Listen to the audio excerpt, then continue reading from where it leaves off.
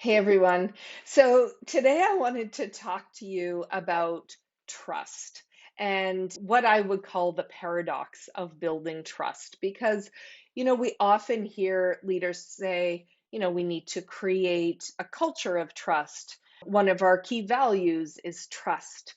But very rarely do I actually hear leaders talk about specifically what does it take to create a culture of trust.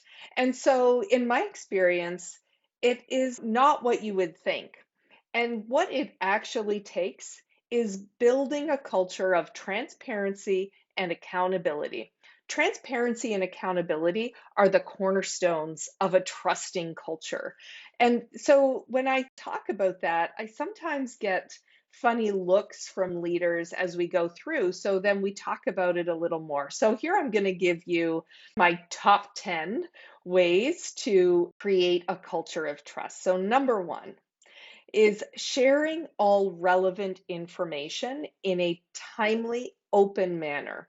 So, the what is important and the how. And so, what you're saying and how you're saying it openly is really important in creating this culture of trust.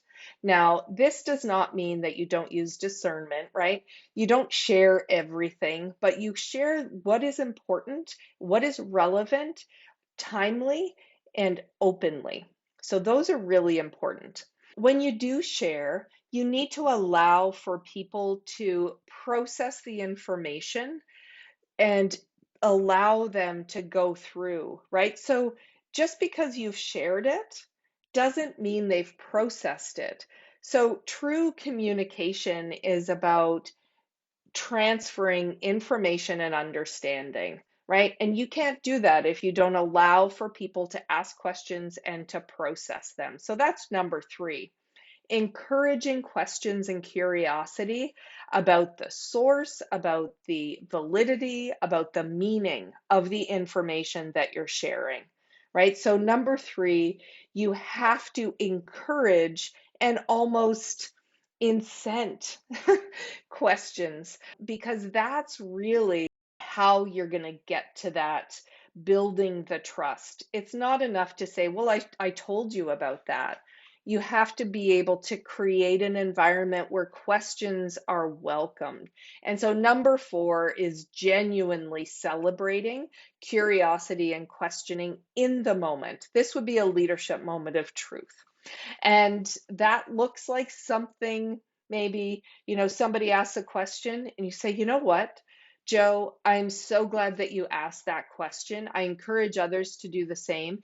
And so then you can address the question in a fair, open, transparent way. Also, if you don't know the answer, you have to be transparent about that too and make sure you follow up. Number five is clearly articulating and ensuring understanding of the behavior expectations of any role or any task.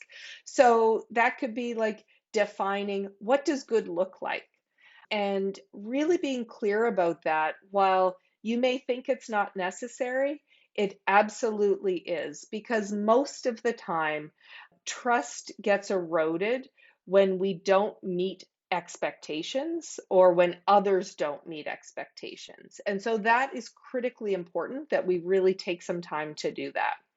Number six is consistently modeling and holding your team members accountable to what good looks like. Remember those behaviors in every moment. That means you need to be upholding that what good looks like because you are never going to be able to hold others accountable as a leader if you don't do it yourself. That erodes trust almost immediately. The old, when I was growing up in the 70s, my parents used to say things jokingly like, do as I say, not as I do. That won't work. It never has worked.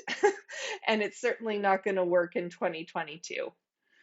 Okay, so number seven is admitting when you're wrong and where your own vulnerabilities lie immediately, every time.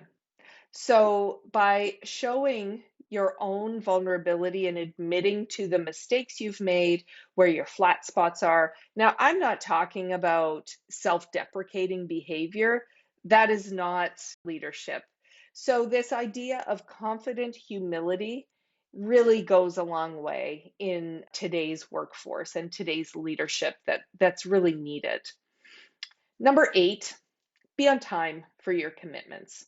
If you are constantly late, you are showing a lack of respect. You may not intend that, you may not mean it that way, but that is how it will come across over time. You cannot build a culture of trust when there is no respect.